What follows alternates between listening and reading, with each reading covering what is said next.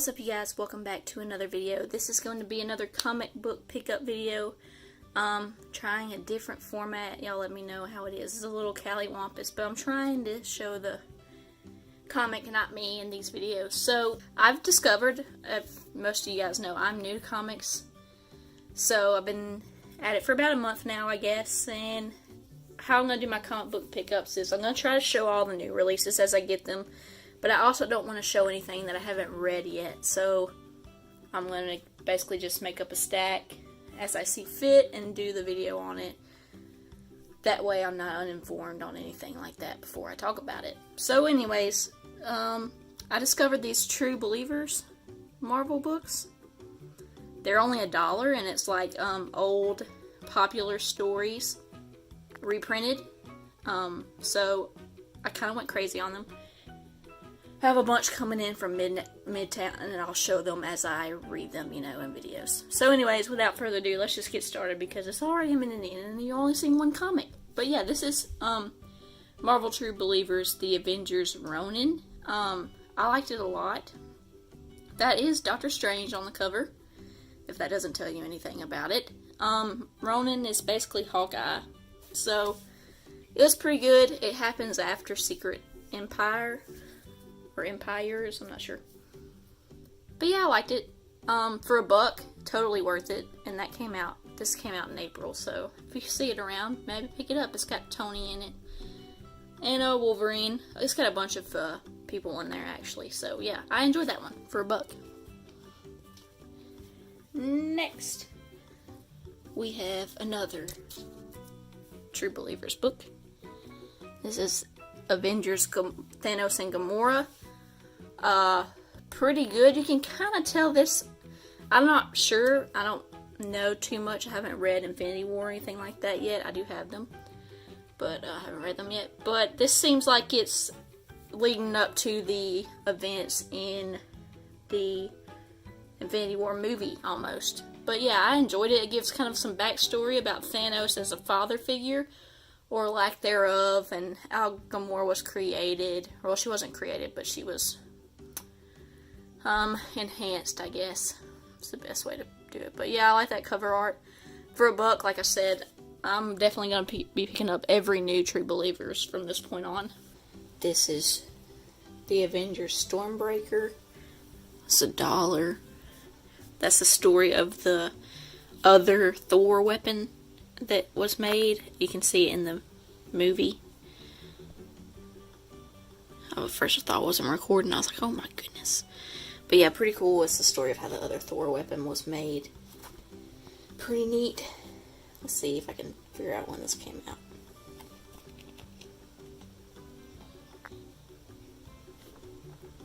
I'll put it on the screen when the original came out. That's a reprint, of course. Then we have this other True Believer. I think this one came out in 1983, maybe. Like I said, I'll look at well, maybe 62, I think. So this is Captain Marvel, the coming of Captain Marvel. This is kind of like the origin story of Captain Marvel, and this is not the one you see in the movie. This is actually Captain Marvel. It's pronounced different and spelled a little different too. But yeah, it's kind of the origin of this guy, and then it kind of hints at how it's two stories in one, and it kind of hints at how the girl Captain Marvel came to be in this next story right here. So pretty cool. I really like these True Believer books. They're good for newbies, and you know, just see what you missed out on and learn a little bit of something. So I like them. Like I said, I'll put the year that these originally released on the screen. Next, we have another Captain Marvel versus Ronin. This takes place after the one I just showed you. I'm not sure if it's directly after. I'm pretty sure some more stuff happens in between. As you can see, he looks a bit different. But it was good too. I liked it. They basically go back, as you can see, Havoc on Homeworld. They go back to where he was originally from with the Kree. So I enjoyed it. And excuse it's raining, so if you can hear it. Next we have One Last True Believer Captain Marvel Binary. Apparently Captain Marvel has gone through a lot of names. But this one was pretty good too. I enjoyed it. It shows her transition from Captain Marvel to this. Basically kind of like a mutant type scenario. Her and Storm and Cyclops and Colossus and I think Wolverine too are all trapped in space, so it's pretty cool. For $1 you can't really go wrong with these books. Alright, the next is a pretty high dollar purchase as far as comics go. It was my first kind of expensive comic. That is Batman Damned. Wow. I read this on my Kindle, so I didn't have to take it out of the plastic. It was $60, as you can see. First print, uncensored. If you know anything about this, it's the first appearance of the Bat Wang, pretty much. That's what everybody's saying, anyways. But it was really good. Besides that point, it's got Constantine in it, and he's narrating it, and it's kind of poetic in a way how it reads. But really good. I'm not sure. The Joker's dead. We're not really sure who killed him. It kind of makes you think that Batman did. And also kind of makes you think that Batman's also dead. It's very, pretty crazy, and I've been really enjoying it. So that's the first one. It was $60. And then we have the second one. I took this one out of the plastic so I could show you guys some of the art. This is the variant cover of the second one. Again, it's a little less poetic. It's more easy to follow than the first one. But still, you got some crazy stuff going on. The art is amazing in this. Let me find a not so spoily page. This is pretty cool.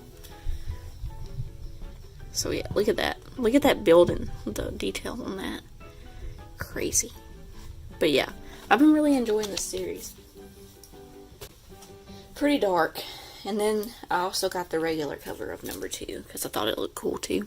And these were just normal, I think $6.99 because they're bigger comics. So yeah, I got that one, Harley Quinn, on the front of that. Pretty crazy scene with her in this one. We got All-Star Batman Volume 2. This one has to do with a few different villains, mainly.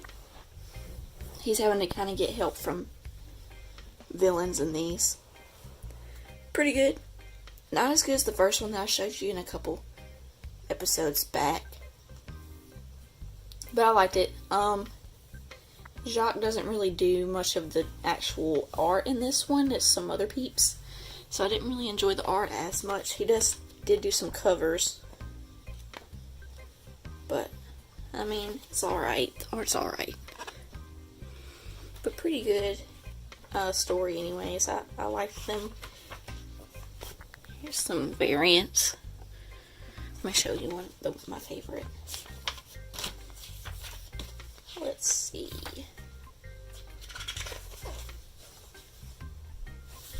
I liked this one for some reason. I'm not really sure why. I guess because it's kind of simple. But yeah, it was pretty good. There's like this disease going around, and he's gotta get Poison Ivy to help, and he does it in a pretty clever way. I liked it pretty good. And again, it's kind of taking Batman out of Gotham. And then I liked this one a lot.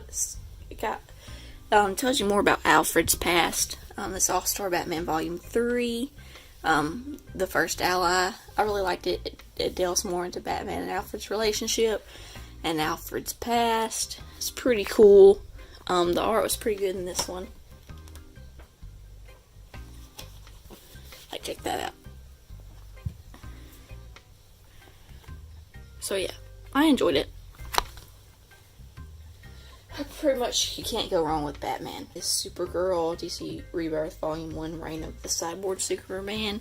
I enjoyed it. I like the Supergirl TV show, and this is very reminiscent of that. You got Cat Grant in it, but she is in high school in this, so it's a little bit different, but I still enjoyed it. It's pretty action-packed. It's just a good comic to read if you like action-packed stuff, and there's some other drama. So, pretty cool. I really enjoyed it. Green Arrow number 49. This is the variant cover. I'm not sure which one it is, but I really liked it. It just kind of popped out to me. I haven't been reading any of the new Green Arrow stuff, but this one was pretty good. So I might have to keep on going with it. The art in it is really good too. Let me turn to a splash page. It had a bunch of splash pages in it.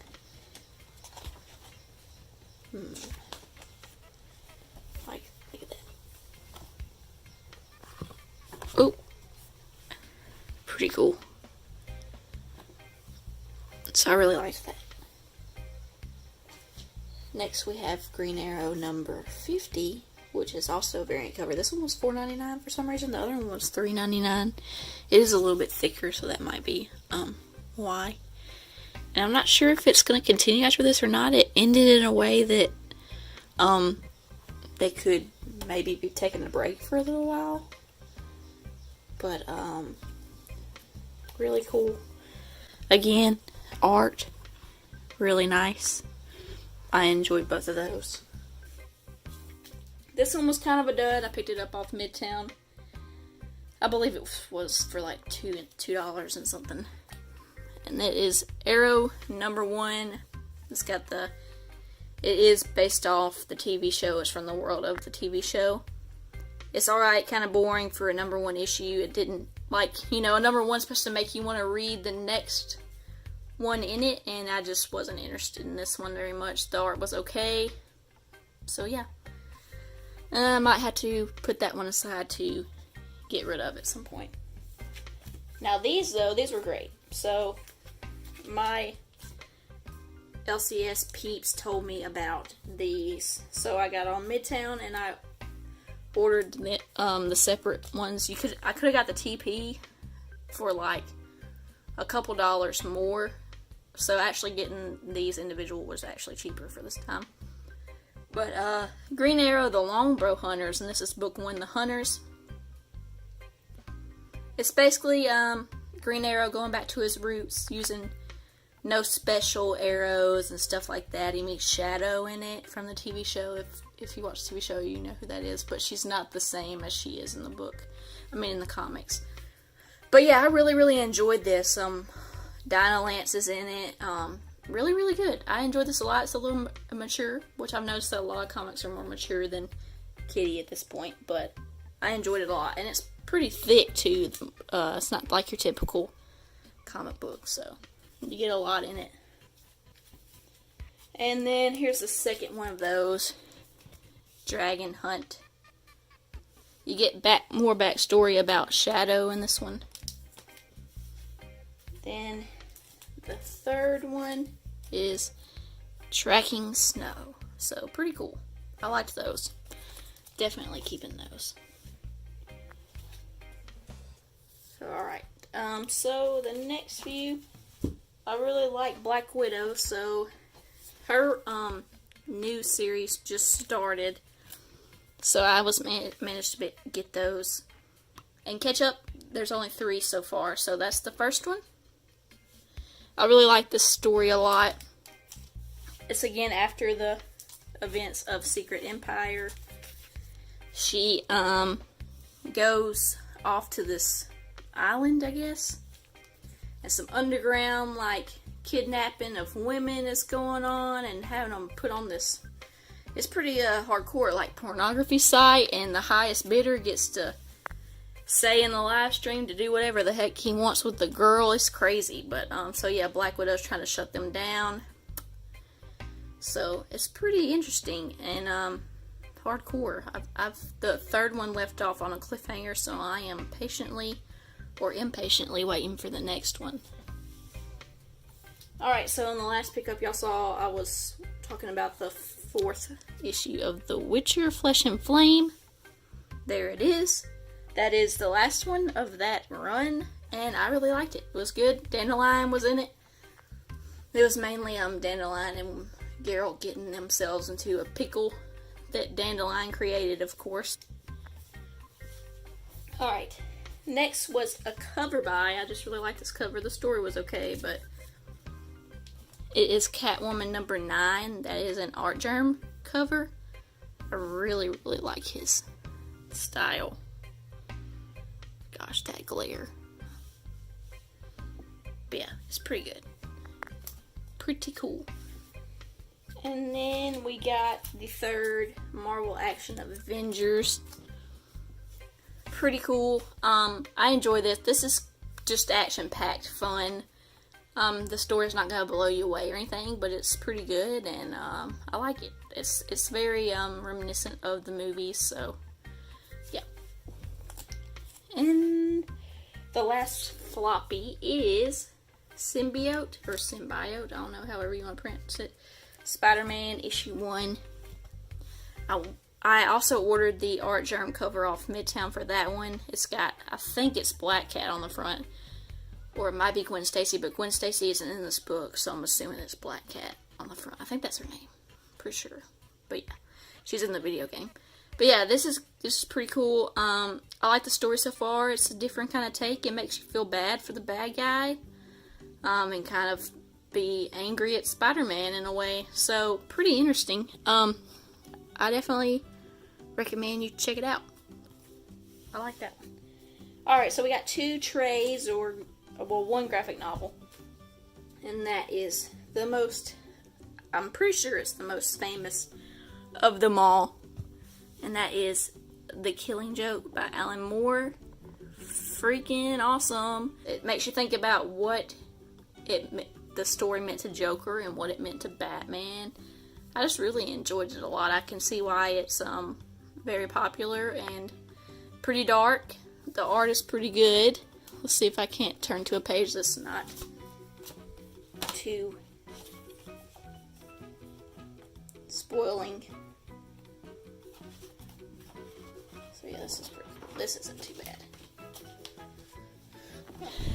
So yeah, I enjoyed it. Pretty cool. I mean, look at that guy in the hat at the bottom right there. Pretty crazy. I enjoyed it a lot. I can see the hype. Yeah, like I said, it definitely makes you think about the story, even like a couple days after you read it. So this next one, and this was $11, I think, off Amazon. This next one was $9.95 from Second and Charles, and it is Black Widow, the Itsy Bitsy Spider. And it collects Black Widow 1 through 3, 1999, and Black Widow 1 through 3 in 2001. So, and these stories are kind of joining. They both are related, the 1999 and the 2001. They both have to do with the 2 Black Widows. Basically, the blonde girl wants to be Natasha. She thinks Natasha's washed up, and basically Natasha just has to show her what's what. So yeah, I really enjoyed all of these books. Let's see. Well, the only one that was kind of, that I definitely wouldn't recommend is this one. Just stay away. The TV show is way better than that comic book. But yeah, that is my pickups this time around, you guys. Thank you for watching, and I will see you when I read another big stack. Adios.